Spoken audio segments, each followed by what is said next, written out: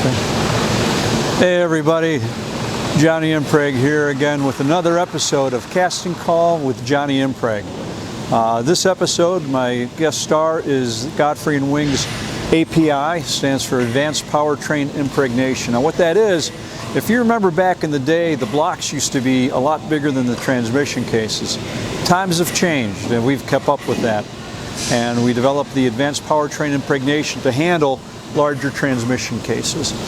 Now, picture this, you've got a new program and it's going to have a soft launch, so you're going to have pretty minimal quantities at the beginning, so you don't want to spend the money for a fully automated system. This fits the bill perfectly. It'll do 15 jobs per hour and only takes up about 140 square feet, so you can tuck it into a corner right in with your leak tester or anywhere in the plant as you're ramping up production. Eventually with this program it's going to move to another facility for another soft launch on another program. It'll be replaced with a fully automated CAPI system that'll be doing something like 40 jobs per hour. But you don't need that in the beginning. You need a smaller compact unit.